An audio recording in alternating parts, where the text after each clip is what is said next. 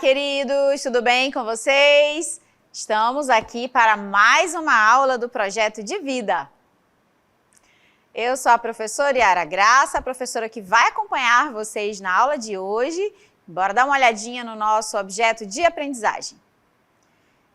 A aula 14, nós vamos falar aqui no objeto de conhecimento sobre conhecer ou reconhecendo-se estudante e no detalhamento, gostos, interesses, empenho, ritmo, estilo, modos de estudar e modos de aprender. Muita informação nós temos na aula de hoje, tá bom? Então, vamos a ela!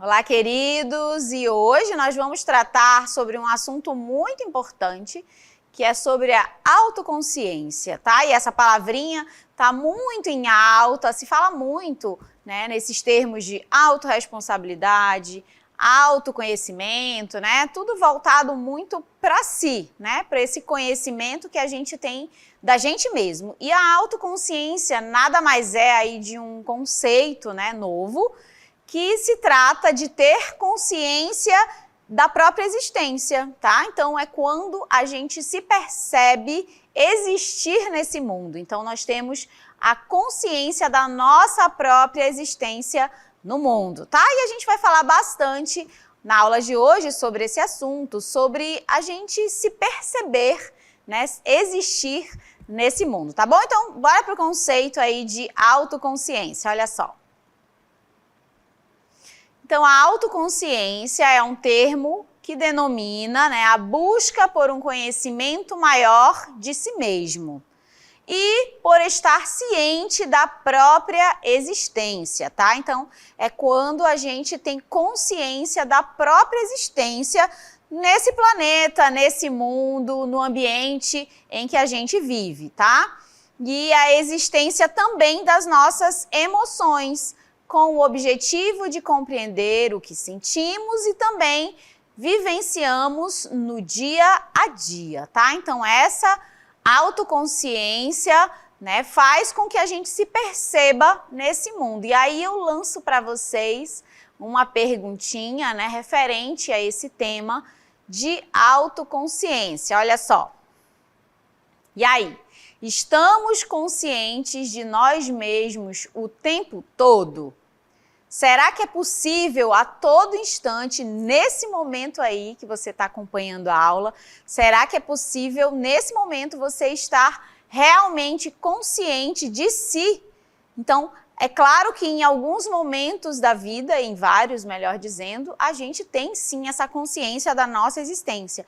Mas isso nem sempre é o tempo todo e nem tem como ser o tempo todo, tá? Mas aí fica o questionamento, Será que eu estou o tempo todo, nessa autoconsciência, na consciência da minha existência, do meu conhecimento, dos meus sentimentos, tá bom? Então fica aí essa perguntinha para vocês. E agora a gente vai linkar um pouquinho essa autoconsciência com o projeto de vida, olha só. Bom, o projeto de vida ele está intimamente ligado à autoconsciência, tá? Então toda essa construção que a gente vem fazendo do projeto de vida tem muito a ver com essa percepção, dos nossos sentimentos, da nossa vida, da maneira que a gente consegue observar, essa nossa vida. Conhecer-se, identificar os seus interesses, gostos, sonhos, sua maneira de pensar e de agir diante das dificuldades e desafios, o auxiliará na construção do projeto de vida, compatível com a sua realidade e possibilidade. Então, gente, o projeto de vida, quando a gente consegue observar todas essas características que eu acabei de citar aqui para vocês, saber meus gostos, interesses, esse projeto de vida ele acaba ficando alinhado a tudo que eu me conheço, a tudo que eu sei sobre mim, Então, ter essa autoconsciência, saber identificar, ter ciência de tudo isso, faz com que esse meu projeto de vida, essa construção do projeto de vida, fique realmente compatível dentro da minha realidade. Porque também não adianta, a gente sonhar assim tão além, dessa compatibilidade com o que a gente tem dentro dos nossos sonhos, tá? Então a gente precisa, logicamente, sonhar, mas também precisa entender que existe uma realidade e que o projeto de vida precisa se encaixar dentro dessa compatibilidade, tá bom? Agora eu trago aqui uma frase muito conhecida, né? Uma frase de Sócrates, olha só. A autoconsciência está na pauta de vários filósofos e um deles é o Sócrates, que ele já naquela época, né, há muito, muito tempo atrás, ele já dizia o seguinte: conhece-te a ti mesmo, né? E isso é uma frase que ajuda a conceituar e a entender a ideia de autoconsciência, que é quando eu conheço a mim mesmo. Será que eu conheço mesmo, né? Será que eu me conheço de verdade? Tá? Então, será que eu tenho essa autoconsciência da minha existência no planeta, na minha comunidade, na minha sala de aula, tá bom? E aí, para ajudar a gente a entender melhor sobre esse assunto do conhece-te a ti mesmo, eu peguei essa frase do Sócrates e fiz como pergunta para algumas pessoas para ver se elas realmente conhecem a si mesmo, tá? Então, dá uma olhadinha. Claro, me conheço muito bem, né? Tanto na questão fisiológica como psicológica, eu tenho, né, conhecimento de todas as minhas qualidades, meus defeitos, habilidades e necessidades, principalmente as necessidades. Então eu posso dizer que eu me conheço. Eu não conheço a mim mesmo, mas a cada dia eu vivo uma nova descoberta tentando, né, futuramente aí descobrir alguma coisa sobre mim. Eu sempre faço essa pergunta mesmo para mim. Eu sempre tento, né, e penso em ser melhor amanhã do que eu sou hoje. Então acho que conhecer a si mesmo é importante para que eu possa ser melhor. Esse autoconhecimento, porque eu vou estar me perguntando o que eu posso melhorar em mim mesmo. Então esse autoconhecimento é muito importante. Então eu sempre me pergunto o que eu me conheço de mim. E a partir dali eu consegui fazer as melhorias que eu preciso para que amanhã eu seja melhor do que hoje. No meu entender, tem a ver com autoconhecimento, com autoconsciência, você buscar entender os seus propósitos de vida. Quando você busca cuidar de si próprio, você melhora a sua relação com outras pessoas. Nesse processo, eu acredito que o conhecimento e o autoconhecimento ele é fundamental para conhecermos o que está ao nosso redor. Então, quando você tem esse conhecimento, eu acredito que eu tenho. E quando você não fica pensando nas outras pessoas que irão falar de você, isso é você se conhecer. Então, eu acredito que sim, eu me conheço. E devemos sempre fazer esse autoconhecimento, porque isso é uma busca diária. Não quer dizer que eu já sei hoje e é para sempre isso. Então, todo dia eu tenho que fazer essa busca diária do autoconhecimento e me conhecer. Olha aí, né? Todos os professores aí falaram, ou boa parte deles, né, que tem algum conhecimento de si, né? E aí trouxeram palavras muito faladas aqui no nosso componente, como autoconhecimento, autorresponsabilidade, né? Eu me conheço, eu sei dos meus sentimentos. E aí tudo isso, né, tem a ver com essa consciência de si mesmo, né? Conhece-te a ti mesmo.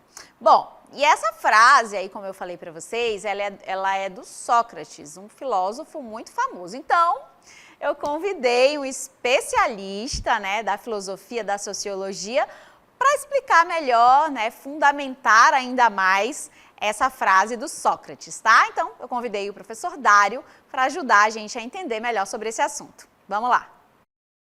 A frase que está inscrita na entrada do pórtico do oráculo de Delfos, ou seja, um templo dedicado ao deus Apolo, que na mitologia grega era o deus da luz do sol, da verdade e da profecia. Era a frase conhece-te a ti mesmo.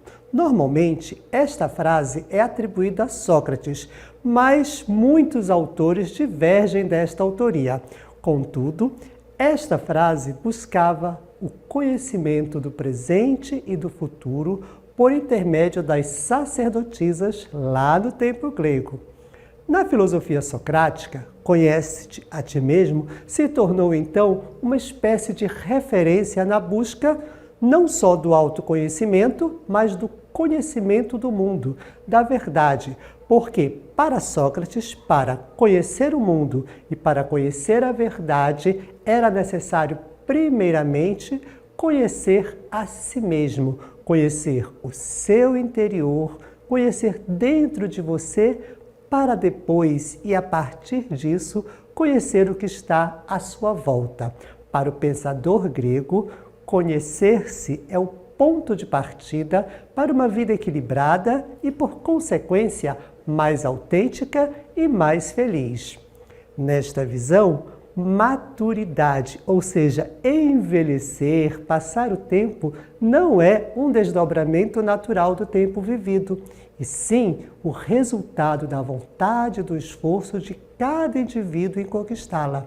Exatamente por isso, é possível, às vezes, encontrar pessoas vazias em plena velhice e, ao contrário, mentes sábias no auge da juventude, porque tomaram para si o princípio grego do conhece-te a ti mesmo. Conhecer primeiro você, para a partir daí se tornar um ser melhor e conhecer o mundo. Olha aí, nada melhor do que um professor de filosofia e sociologia para ajudar a gente a entender, né, um pouco mais desses filósofos e as suas frases tão célebres, né? Então, você conhece-te a ti mesmo, né? Então fica também essa perguntinha aí para a aula de hoje, para a gente pensar um pouquinho mais sobre essa autoconsciência, né? Que é ter ciência de si mesmo no mundo, tá bom? De uma maneira maior, ok? Agora a gente vai falar um pouquinho sobre tipos de autoconsciência, olha só. Então a gente tem 3, né, tipos de autoconsciência, que são a privada, a pública e a emocional. Cada uma delas tem um aspecto, né, diferente, começando aqui pela pública, né? Eu vou anotar umas informaçõezinhas de cada uma delas, tá? Então, esse tipo surge quando as pessoas estão conscientes de como elas aparecem para os outros, tá? Então, a pública tem a ver, né, com essa relação com os outros, ok? A autoconsciência pública geralmente aparece em situações em que as pessoas estão no centro das atenções, como quando fazem uma apresentação ou então em uma conversa, né, de amigos, assim, num grupo. Esse tipo de autoconsciência muitas vezes leva as pessoas a aderirem a normas sociais quando, né, estamos cientes de que estamos sendo, por exemplo, observados, avaliados.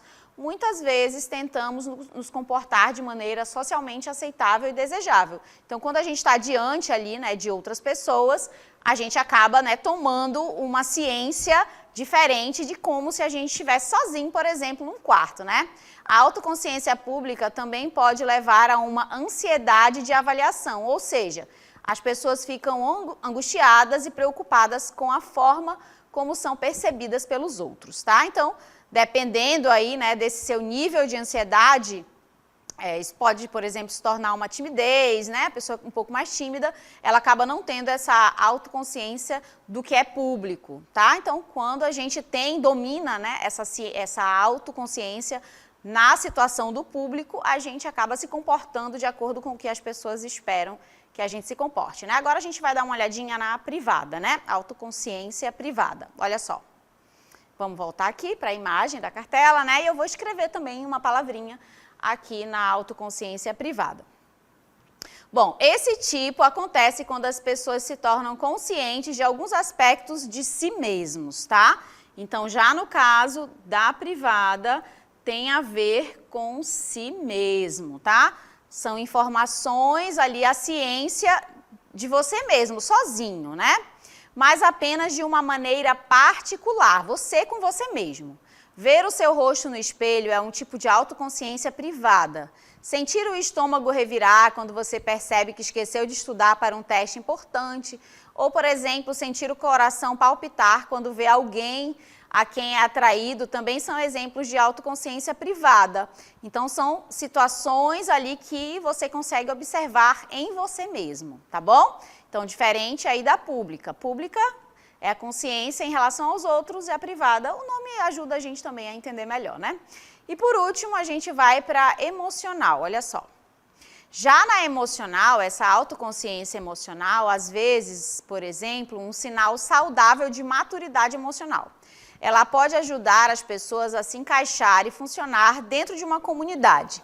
Sentir-se culpado depois de dizer algo doloroso é um sinal de que você tem essa autoconsciência emocional, tá? Sentir remorso depois de cometer um erro pode ajudar a consertar relacionamentos. Então, esse aspecto, né, do emocional já tem mais relação com esse outro tipo de autoconsciência. As emoções autoconscientes positivas e as emoções autoconscientes negativas podem ser motivadoras saudáveis e poderosas de compaixão, por exemplo. Entretanto, emoções autoconscientes excessivas podem ser extremamente doentias. Elas podem piorar os sintomas de condições de ansiedade, depressão e transtornos de personalidade bipolar, por exemplo. Elas também podem causar ansiedade e isolamento social. A pessoa pensa tanto nos outros, né, que ela acaba se prejudicando, né, desenvolvendo alguns sintomas, né, de doenças que não são assim muito legais, doenças, né, que são mais assim do nosso século, né, como é o caso da ansiedade, por exemplo. As pessoas que têm um nível mais alto de autoconsciência privada podem sofrer ou ganhar com isso. Essas pessoas tendem a ser mais conscientes de seus sentimentos e crenças e, portanto, são mais propensos a avaliar seus valores pessoais. No entanto, elas também podem se tornar mais propensas a sofrer consequências negativas para a saúde, como também o aumento do estresse e ansiedade. Então, dependendo do nível, né, que você desenvolve essa autoconsciência, isso pode ser bom, na verdade é bom, né, a gente desenvolver essa autoconsciência, mas se é em excesso, pode prejudicar também, né? Então, na medida, sempre é o equilíbrio, né? O vídeo que o professor Dário acabou de gravar e para vocês, que vocês acabaram de observar, ele fala justamente sobre esse equilíbrio que é preciso ter, tá? Então, é bom a gente desenvolver a autoconsciência do privado, do público e do emocional, mas nada em excesso. Bom, e aí a gente vai continuar falando um pouquinho mais dessa autoconsciência, né, excessiva, e elas podem, por exemplo, desenvolver aí situações ou condições crônicas, como é o caso dos transtornos de ansiedade social. Quem acaba não conseguindo desenvolver essa autoconsciência pública, né? Por exemplo, tem dificuldade de se relacionar com pessoas, né? Também é um transtorno. Então, é preciso conseguir desenvolver todas essas autoconsciências na medida, né, dentro do equilíbrio. Se a gente desenvolve demais, é possível que a gente, né, acabe caindo em alguns transtornos. Se a gente também não desenvolve nenhuma delas, a gente acaba tendo dificuldades também. Então, todas elas são importantes dentro da medida, ok? Então, vamos avançar aqui dentro do nosso assunto, falando um pouquinho sobre como identificar essas emoções autoconscientes. Olha só. Bom, então, né, como que é possível a gente identificar essas emoções autoconscientes? Essas emoções, né, autoconscientes saudáveis, né, elas incluem aí coisas como ter orgulho das realizações, né, então isso faz parte, se encaixa dentro dessas emoções autoconscientes saudáveis, né? Por exemplo, desfrutar do envolvimento em ambientes sociais. Então, quando você gosta de estar entre amigos, acha super legal, né? Você está desenvolvendo a autoconsciência pública e isso está dentro do saudável. Desculpar-se por erros e assumir a responsabilidade, né? Isso aqui está dentro da autoconsciência emocional, né? Então, quando você consegue perceber que errou, consegue pedir desculpa, você está ali equilibrado dentro dessa autoconsciência, tá bom? Bom, aí continuando a falar, né, da autoconsciência que faz mal, né? Como que a gente consegue perceber que isso pode fazer mal? Como identificar as emoções autoconscientes que fazem mal, né? Fazendo mal e a gente conseguir perceber que isso está fazendo mal para a gente, né? A primeira delas é responder ao constrangimento com raiva e hostilidade. Então, você não entendeu nada, né? Você não consegue identificar ali a raiva, esses sentimentos, né? E acaba respondendo da maneira que não deveria. Então, você não conseguiu desenvolver ali uma autoconsciência. A outra, evitar experiências sociais, né? Você não está conseguindo desenvolver a autoconsciência pública, não consegue se relacionar muito bem com as pessoas e evita essas experiências. Então, isso também não está fazendo bem, né? Não tá dentro ali de emoções autoconscientes que fazem mal, não fazem bem. Culpar os outros pelos seus erros. Essa daí é assim, bem conhecida de muitas pessoas, né? Acaba não enxergando que errou, prefere culpar o outro. Então, você não está desenvolvendo ali a autoconsciência emocional, né? Porque na emocional, você identifica seu erro, pede desculpas e segue a sua vida, né? Sentir-se responsável por erros cometidos contra você. Também é uma maneira ali da nossa autoconsciência, né? De tentar nos equivocar, né? Nos deixa equivocados. A gente acaba pedindo desculpa pelo erro do outro, né? Não consegue identificar que quem errou foi o outro, não você. Ter baixa autoestima, né? A autoestima, a gente já vem falando bastante sobre isso também. A gente precisa desse autoconhecimento, né? Para poder a gente elevar essa autoestima. E se a gente não consegue isso, também está encaixado aqui dentro, né, dessa autoconsciência do privado, né, autoconsciência de você mesmo, né, lá no cantinho, lá no seu quarto. Se eu não consigo ter uma boa autoestima, dificilmente a gente consegue desenvolver. E por último, experimentar agitação, ansiedade, depressão ou nervosismo. Então, qualquer um desses sinais ou sintomas também quer dizer que a nossa autoconsciência não está, as emoções da nossa autoconsciência não estão sendo bem organizadas, tá? Bom, agora eu trouxe para mostrar para vocês uma técnica que vai ajudar a gente, né, a pensar um pouquinho sobre essa autoconsciência. Olha só. A gente vai tentar desenvolver aqui uma técnica que é chamada de Mindfulness, tá? É uma técnica conhecidinha já bastante. Ela é um pouquinho parecida com meditação, né? Tem alguma relação com a meditação. Quem pratica meditação, ótimo, parabéns para você, você é um ser evoluído, né? Mas quem não pratica, tá, gente? O Mindfulness também, né? Ele ajuda a gente a ter atenção plena, porque eu acho que é o que está faltando para todo mundo, é estar pleno no ambiente em que você está naquele momento, tá? Quer dizer o quê? Quer dizer que se agora você está me assistindo, você está apenas me assistindo, não está fazendo mais nenhuma outra coisa, não está pensando em mais nada, está apenas assistindo a professora, tá? E isso é Mindfulness, quer dizer que você está tendo a atenção plena para aquele momento. Se alguém está conversando com você, você está apenas ouvindo a pessoa, não está pensando lá na frente, não está olhando no celular, isso é atenção plena, tá? E é isso que essa técnica mostra pra gente, tá bom? Então, vamos começar a falar aí do Mindfulness. Ele é um termo da língua inglesa e que no português ele quer dizer atenção plena. Trata-se de o termo, né, uma palavra direta, né? Atenção plena ao que você está fazendo. Então, ele sugere que a mente está completamente atenta ao que está acontecendo naquele momento, o que estamos fazendo e ao espaço que estamos ocupando. Não, quer dizer que a nossa mente não vai estar voando pelo espaço pensando em um monte de coisas, não. A gente vai estar focado no que a gente está fazendo ali naquele momento, tá bom? Continuando a falar aí do Mindfulness. Bom, e aí, né, a gente pode pensar, um exemplo que eu trago para vocês aqui, né, do Mindfulness, é da alimentação, né? Às vezes a gente vai fazer uma refeição. Hoje em dia é muito comum isso. E as pessoas levam o telefone celular, né, para aquela refeição. Ou então está fazendo a refeição com várias pessoas ao mesmo tempo.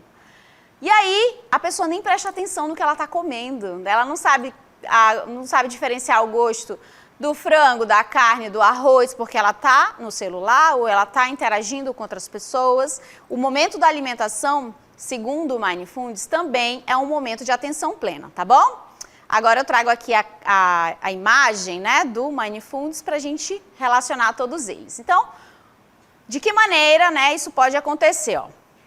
Ele pode ajudar a aliviar a dor crônica, reduzir a ansiedade, diminuir o estresse, acalmar o corpo, ajuda a integrar as emoções. Então, se você, né, consegue desenvolver a técnica, é possível ajudar em todos esses aspectos, tá?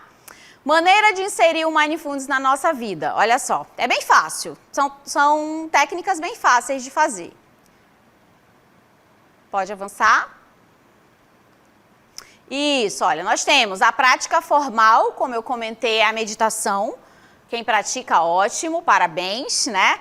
E a prática informal, que é o que eu vou apresentar para vocês aqui. Algumas maneiras, né? Gravei uma animação para que vocês pudessem... São maneiras simples, são 3 maneiras simples de inserir o Mindfulness na vida da gente, assim, de uma maneira bem tranquila, tá bom? Então dá uma olhadinha só. Mindfulness, palavra que pode ser traduzida como atenção plena, é a prática de se concentrar completamente no presente. Em atenção plena, as preocupações com o passado e futuro dão lugar a uma consciência avançada do agora, que inclui percepção de sentimentos, sensações e ambiente. Usar sua mão não dominante, escovando os dentes ou penteando os cabelos, por exemplo. Essa é uma forma muito simples de se conectar com a mente do principiante. Nossa mente, nesse momento, fica em alerta máximo para realizar essa atividade. Nesse momento, não julgue, apenas faça. Observe suas mãos. As mãos agem de formas muito independentes. Por exemplo, na hora de lavar a louça, você está realizando diversos movimentos que nem se dá conta do que cada mão faz. Observe suas mãos no momento das atividades. Quando comer, apenas coma. Fugir das várias atividades realizadas no momento das refeições, por exemplo, comendo e respondendo mensagens no celular, ou assistindo TV, ou tomando um café caminhando. Contemple a alimentação. Preste atenção ao cheiro, textura, temperatura, no gosto dos alimentos. Olha aí, né? Como são 3 maneiras bem simples de incrementar, né, de adicionar o Mindfulness na nossa vida. E eu achei essa de usar a mão que não é dominante muito legal, né? Porque a gente acaba se conectando ao nosso ser lá inconsciente, né? Então, se você costuma usar a mão direita, penteia o cabelo com a esquerda, escova com a esquerda, que você vai ver, né, que você vai se conectar com aquela pessoa que não sabe fazer muita coisa, né? E aí você vai ter atenção plena para fazer a atividade, tá? Bom, gente, agora para a gente finalizar a aula, a gente vai voltar a falar daqueles aspectos que são muito importantes dentro do autoconhecimento e da autoconsciência. Olha só. Então, a gente vai voltar a falar um pouquinho sobre os gostos, né, estilos e tudo mais. Então, gostar, podemos afirmar que gostamos de muitas coisas, né? O gostar é um componente da nossa dimensão afetiva, ou seja, é como um aparelho do nosso mundo mental que, em execução, desperta uma série de emoções e sentimentos. E o gostar, ele se relaciona especificamente com o desejo. Avançando aí, né, embora sejam parecidos, a vontade vem de dentro, né, de nos relacionarmos, portanto ela é involuntária, diferente do gostar. Já o desejo é algo que vem de fora, tá? Então a gente tem vontades e desejos, né?